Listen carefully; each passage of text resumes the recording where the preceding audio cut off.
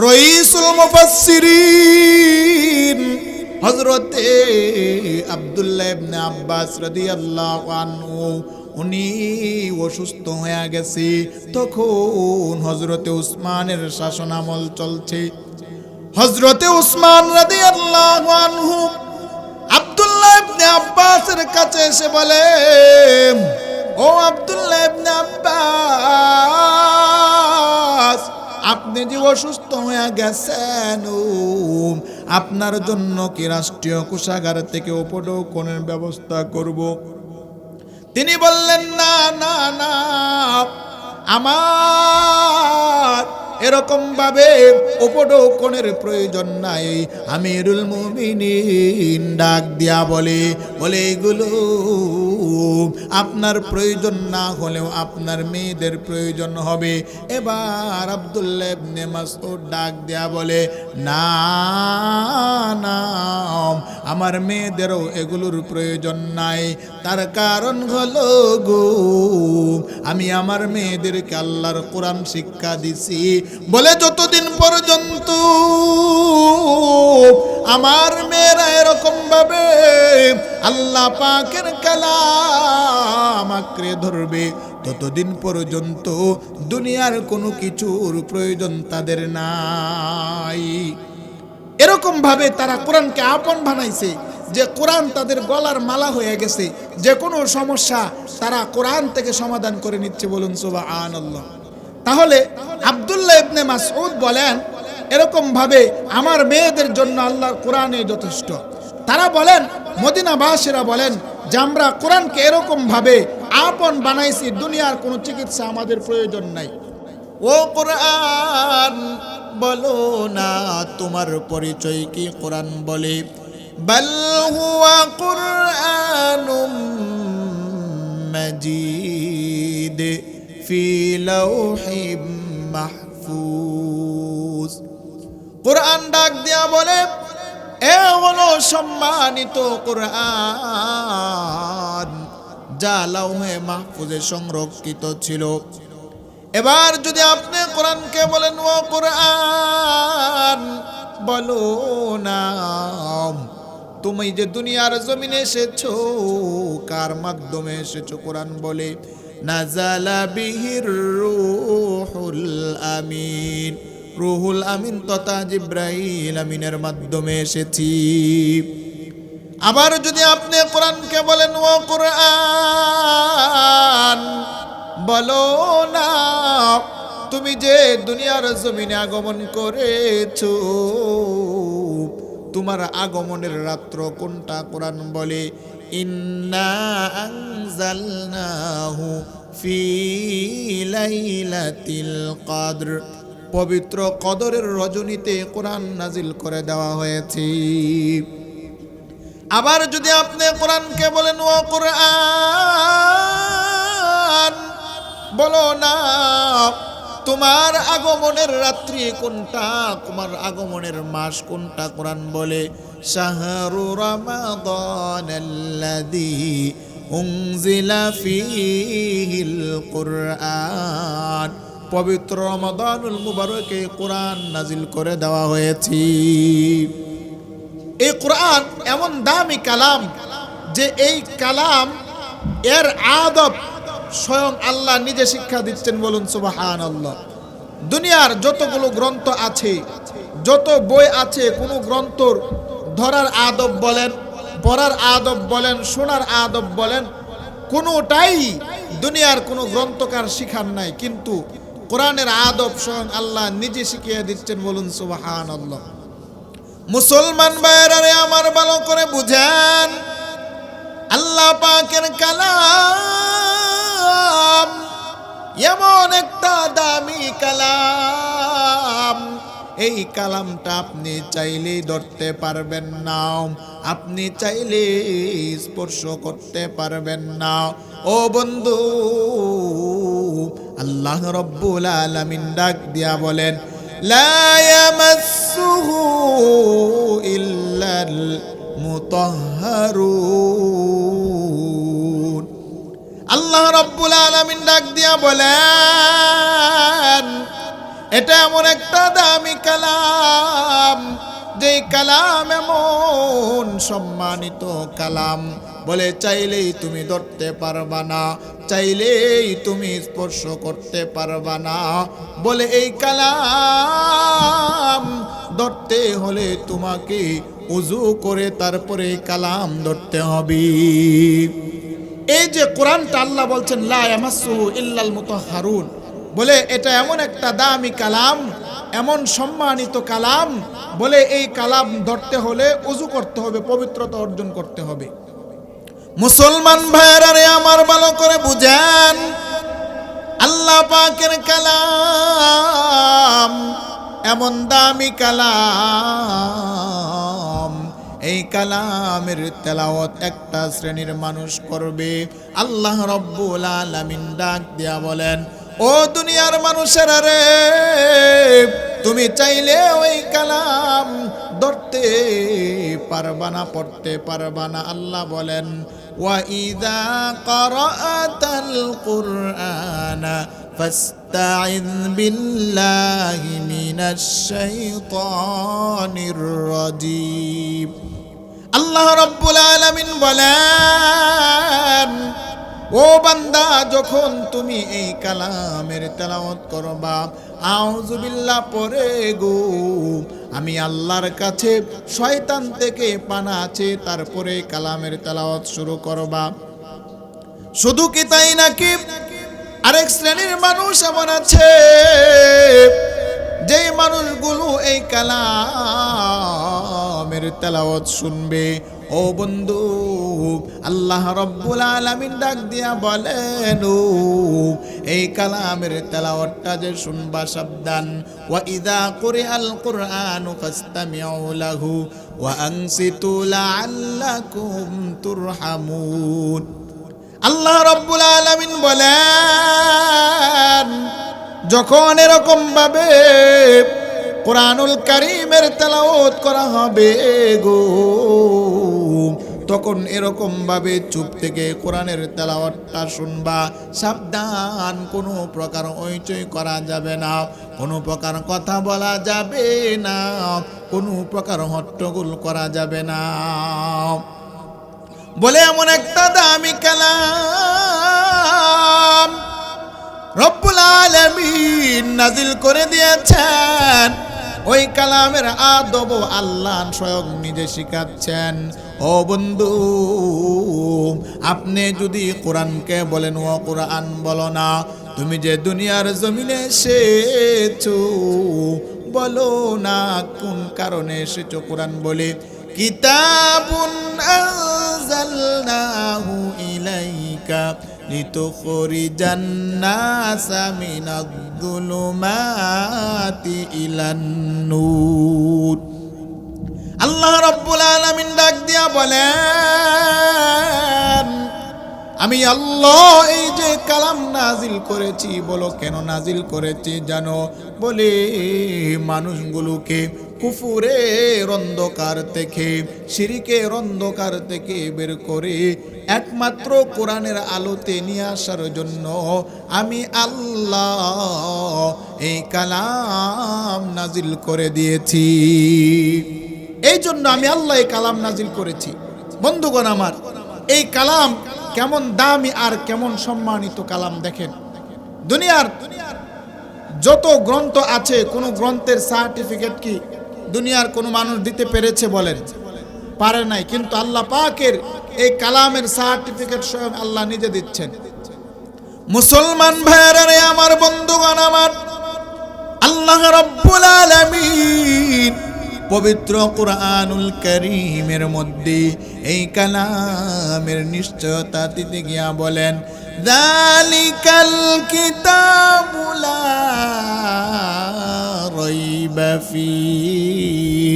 আল্লাহ রাব্বুল আলামিন ডাক দিয়া বলেন, ও দুনিয়ার মানুষেরা শোনো রে, আমি আল্লাহ যেই কালামটা নাজিল করেছি, এই কালামের মধ্যে ভুল তো দূরের কথা গো, কোন রকম সংশয় সন্দেহের অবকাশ পর্যন্ত নাই। মুসলমান ভাইরা রে আমার, আল্লাহ রাব্বুল আলামিন বলেন, এই কালামের মধ্যে কোনো প্রকার কোনো ভুল নাই, কোনো ত্রুটি নাই। ও বন্ধু, এই কালাম এমন দামি কালাম। আল্লাহ রাব্বুল আলামিন ডাক দিয়া বলেন, কুল লা ইন জাতামাতিল ইনসু ওয়াল জিন্নু আলা আইয়াতু বিমিসলি হাযাল কুরআন। আল্লাহ রাব্বুল আলামিন ডাক দিয়া বলেন, ও দুনিয়ার মানুষেরা রে,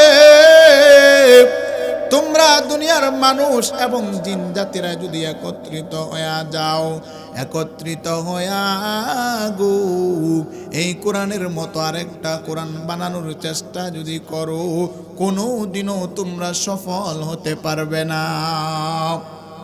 শুধু কি তাই নাকি, এই যে কালাম আল্লাহ রাব্বুল আলামিন নাজিল করে দিয়েছেন বলে এটা কেমন দামি কালাম, কেমন সম্মানিত কালাম।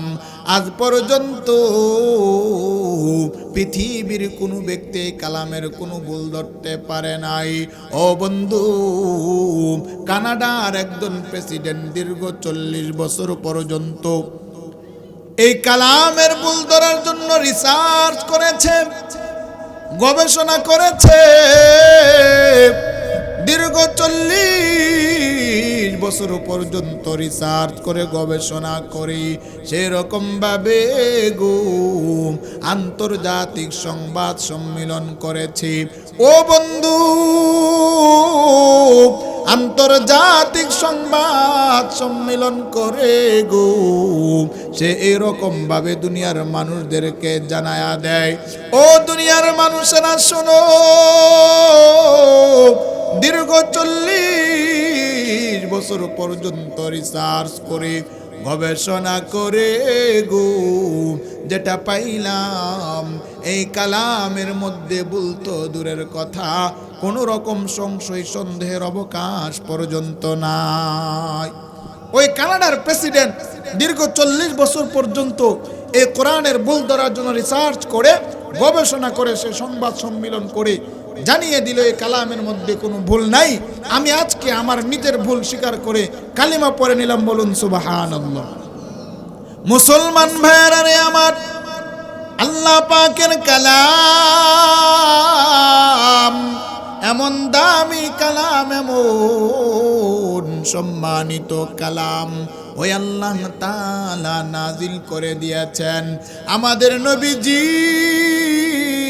সাল্লাল্লাহু আলাইহি ওয়াসাল্লাম যখন এই কালামের তেলাওয়াত গুলো করে করে মানুষদেরকে শোনায়, মক্কার মুশরিকরা ডাক দিয়া বলে, এটা মুহাম্মদের বানানো কথা, এটা মুহাম্মদের রচিত কথা গো। এই কথা যখন এরকম ভাবে মুশরিকরা বলে, আল্লাহর রাসূল ডাক দিয়া বলে, এই তোমরা যারা বলো রে এটা আমার বানানো কথা, তোমরা এই কালামের মতো আরেকটা কালাম আমাকে বানায়া দেখাও। মুসলমান ভাইয়েরা রে আমার, নবীজি সাল্লাল্লাহু আলাইহি ওয়াসাল্লাম বললেন, এই কালামের ছোট একটা সূরার মতো সূরা বানায়া দেখাও। এবার আরবের বড় বড় আরবি সাহিত্যিকরা একত্রিত হয়ে গেছে। তারা একত্রিত হয়ে এরকম ভাবে বিশাল গবেষণাগার খুলেছে, বিশাল গবেষণাগার খুলে ওইখানে তারা গবেষণা চালাচ্ছে আল্লাহর কোরআনের ভুল ধরার জন্য।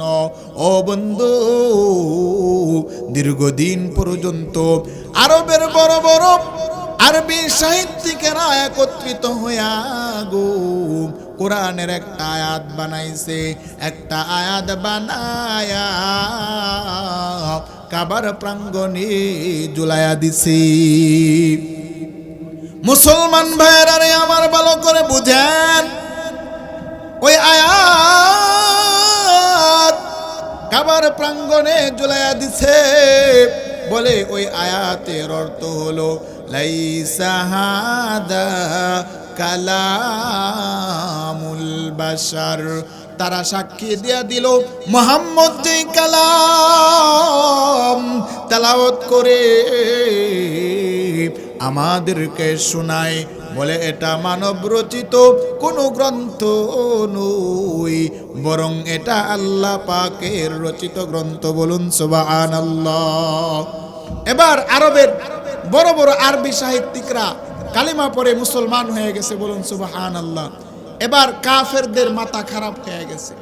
বলে আমরা চাইছিলাম কালামের ভুল দইরা মোহাম্মদের মুখে চুনকালি দিমু, কিন্তু এখন দেখি মোহাম্মদের দল আরো ভারী হয়ে গেছে।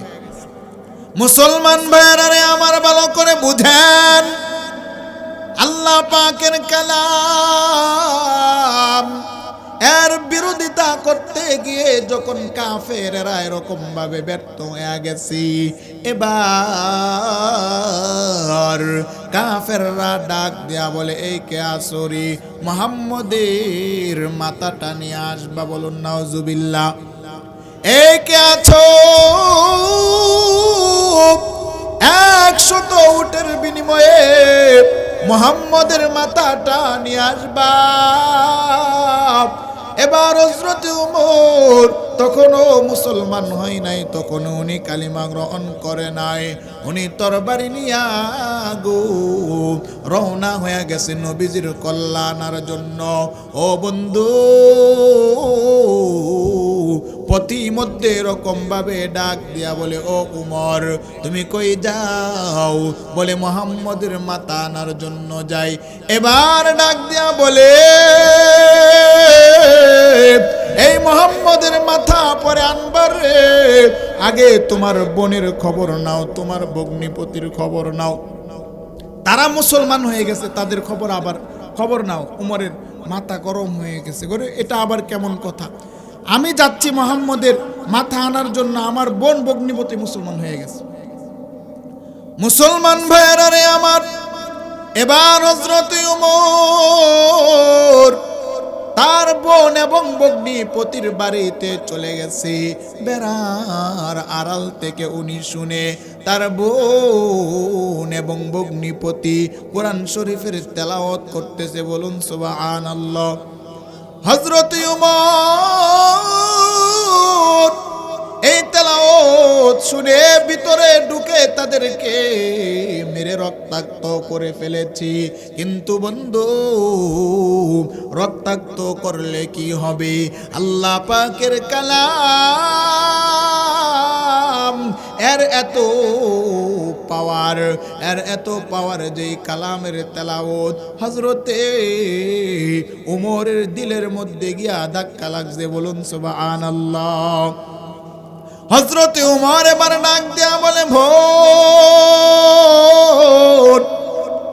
যে মুহাম্মদের কালাম পরশরে, ওই কালামটা আবার একটু তেলাওয়াত করে শোনাও। বোন ডাক দিয়া বলে না উমর, না তেলাওয়াত করে শোনানো যাবে না। বলে একটা শর্ত আছে, সেটা হলো আপনাকে উযু করতে হবে, পুত পবিত্র হতে হবে। এবার হযরত ওমর উযু করে পুত পবিত্র হইয়া তার বোনের মুখে কোরআনের তেলাওয়াত শুনে, এবার বোন যখন কোরআন পড়ে ওমর ডাক দেয়া বলে আর পড়ো না, যাও মুহাম্মদের কাছে আমাকে নিয়ে যাও। মুসলমান ভাইরা আমার ভালো করে বুঝেন, আল্লাহ পাকের কালামের এত পাওয়ার। হযরত ওমর নবীজির দরবারে চলে গেছি। নবীজির দরবারে যাওয়ার পরে অন্য সাহাবায়ে কেরাম দাঁড়ায় গেছে ওমরকে ধরবে। নবীজি ডাক দিয়া বলে গো, এই আজকের উমর আর আগের উমর নাই, উমরকে আমার দিকে আসতে দাও। ও বন্ধু,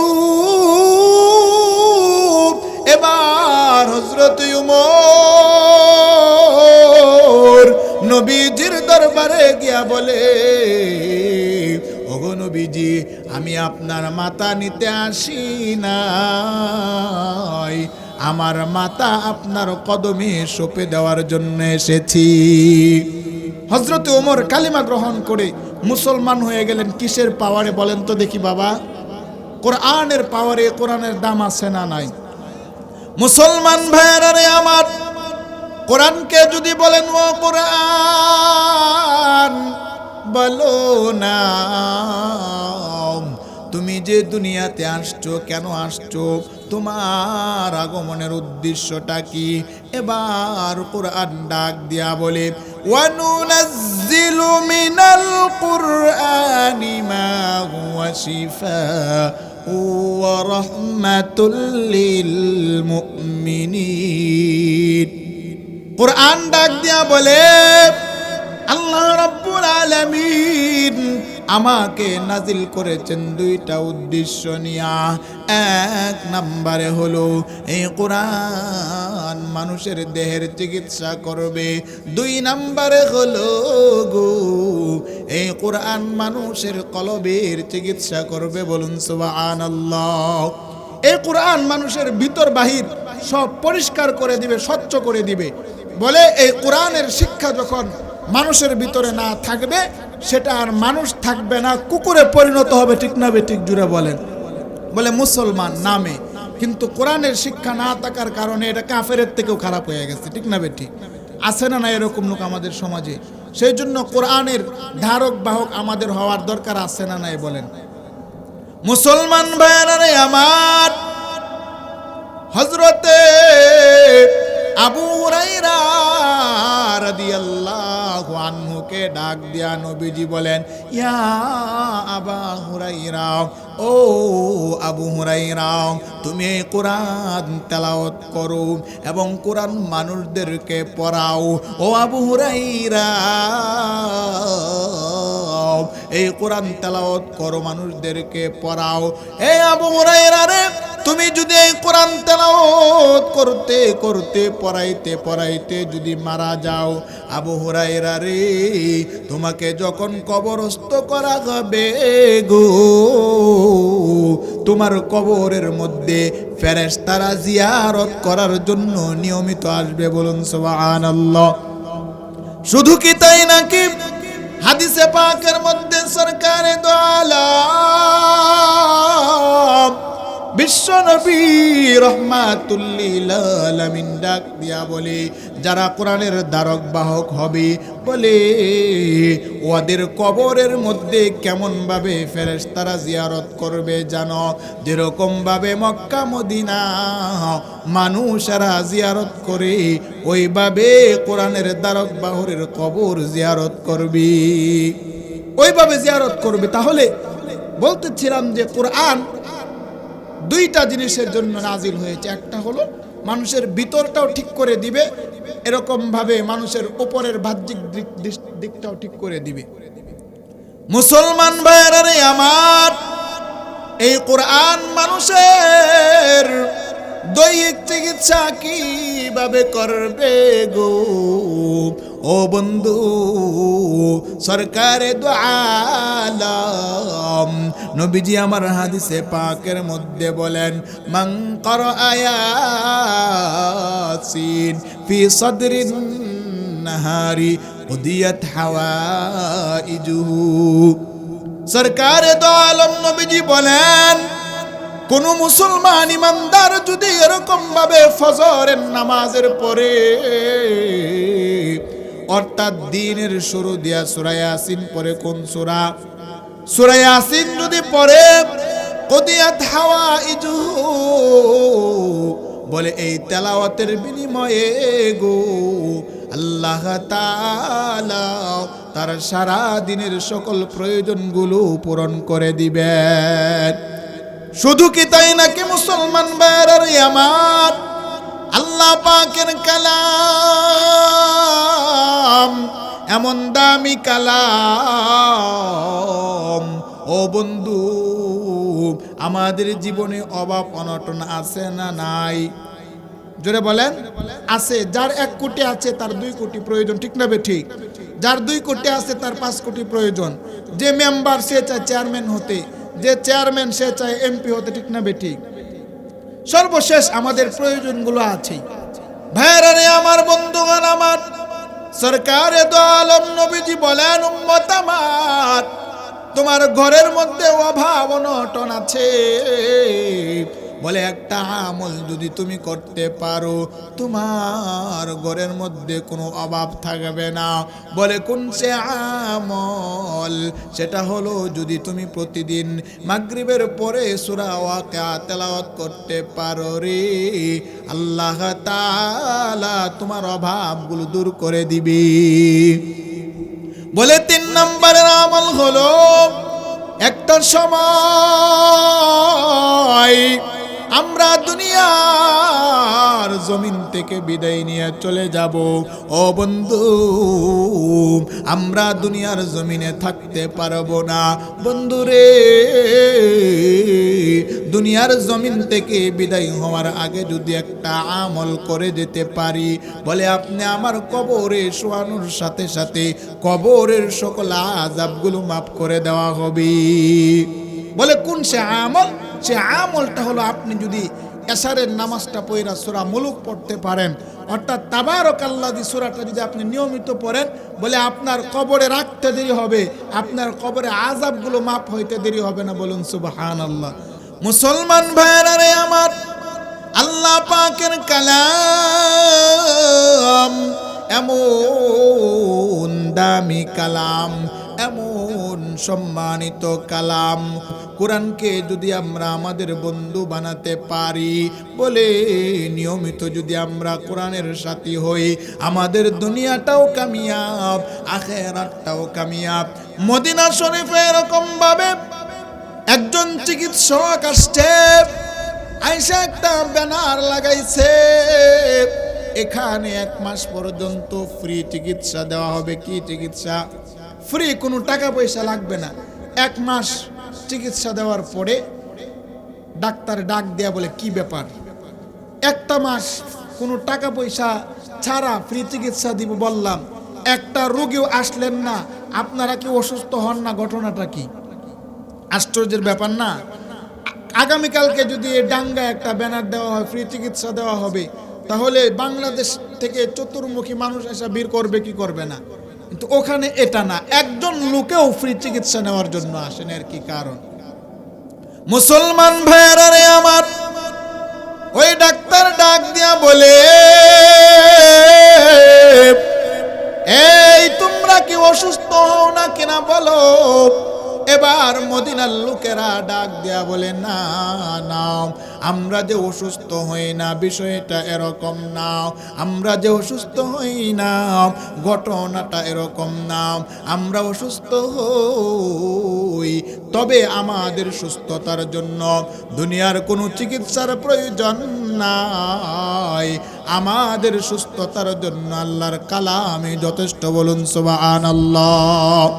এই কোরআন আমাদের চিকিৎসা করতেছে কি করতেছে না বলেন? মুসলমান ভাইরা রে আমার, ভালো করে বুঝেন, আল্লাহ পাকের এই কালামকে যারা এরকম ভাবে আপন বানাবে, আল্লাহ তাআলা তাদেরকে দুনিয়াতেও সফলতা দান করবে, তাদেরকে আখিরাতেও সফলতা দান করবে। এরে বন্ধু, একজন বড় মুহাদ্দিস যার নাম হলো আব্দুল্লাহ বিন মুবারক রাহমাতুল্লাহি আলাইহি, উনি একদিন ঘুমের মধ্যে স্বপ্নে দেখে কিয়ামতের মাঠ কায়েম হয়ে গেছে। উনি ঘুমের মধ্যে স্বপ্নে দেখে কিয়ামতের মাঠ কায়েম হয়ে গেছে।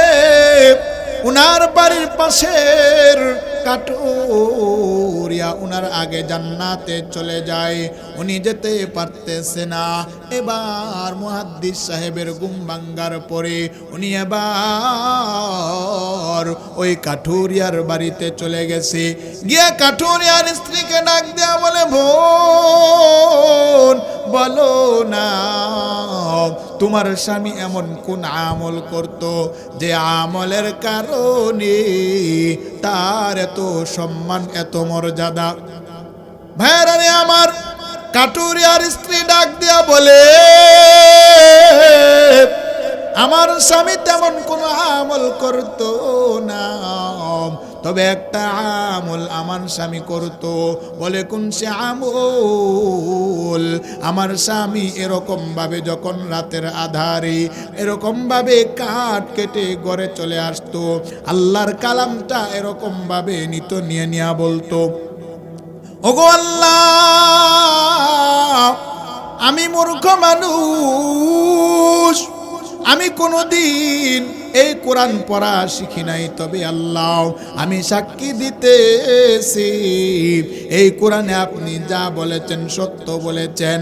এইভাবে কাটুরিয়া প্রত্যেকটা লাইনে লাইনে আঙ্গুলগুলো বুলাইতো, বুলায়া বুলায়া কান্না করতো গো। এভাবে কানতে কানতে কোরআনের পৃষ্ঠাগুলো ভিজে যাইতো। আব্দুল্লাহ বিন মুবারক বলে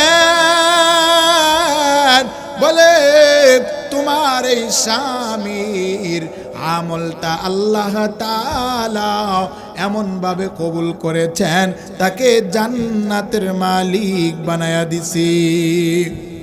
মুসলমান ভাইরা, আমার একটা হাদিস বলে শেষ করে দিচ্ছি।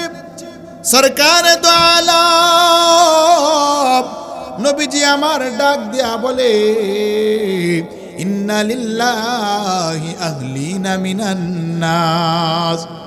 সরকারে দো আলম ডাক দিয়া বলেন, ও আমার উম্মতেরা শুনো রে, এক শ্রেণীর লোক এমন আছে যারা আল্লাহর পরিবারের অন্তর্ভুক্ত। সাহাবায়ে কেরাম ডাক দিয়া বলে, ইয়া রাসূলুল্লাহ, ইয়া হাবিবাল্লাহ, ওগো নবীজি, তারা কারা যারা আল্লাহর পরিবারের অন্তর্ভুক্ত? এবার নবীজি ডাক দিয়া বলেন, হুম আহলুল কুরআনি ওয়া আহলুল্লাহি খাসসাতু। নবীজি ডাক দিয়া বলেন, এরা হলো ওই সমস্ত লোক যারা কোরআন পড়ে এবং অন্যদেরকে কোরআন পড়ায়। শুধু কি তাই নাকি মুসলমান ভাইরা আমার? এক শ্রেণী তো হলো কোরআন পড়ে এবং আরেক শ্রেণীকে কোরআন পড়ায়, কিন্তু আরেক শ্রেণীর মানুষ আছে যারা এরকম ভাবে আল্লাহর পরিবারের অন্তর্ভুক্ত। বলে তারা কারা? যারা এরকম ভাবে মাদ্রাসার আলেমকে লজিং রাখছে, ইমাম সাহেবকে ভালোবেসেছে, এরকম ভাবে হাদিয়া দিছে, সম্মান করেছে, বলে ওরাও আল্লাহর পরিবারের অন্তর্ভুক্ত। মুসলমান ভাইরা আমার, আল্লাহর রাসূল ডাক দিয়া বলেন, এই দুনিয়ার মানুষেরা শোনো, দুনিয়ার মধ্যে কোন মানুষগুলো দামি জানো? বলে দুনিয়ার এমপি দামি নাও, দুনিয়ার মন্ত্রী দামি নাও, দুনিয়ার চেয়ারম্যান মেম্বার দামি নাও। আল্লাহর রাসূল বলেন, খায়রুকুম মান তাআল্লামাল কুরআন ওয়া আল্লামা। যে রকম ভাবে কোরআন শিখে এবং অন্যদেরকে শিখায়, বলে এই ব্যক্তিটাই হলো সবথেকে দামি। প্রিয় হাজিরিন, তাহলে আমরা এই দামি মানুষদের সাথে থাকতে রাজি আছে তো নাকি ইনশাআল্লাহ? এই কোরআন আমরা নিয়মিত পড়ব তো নাকি ইনশাআল্লাহ? যে কথাগুলো বলেছি আল্লাহ তাআলা আমাদেরকে বোঝার, আমল করার তৌফিক দান করুন, বলুন আমিন।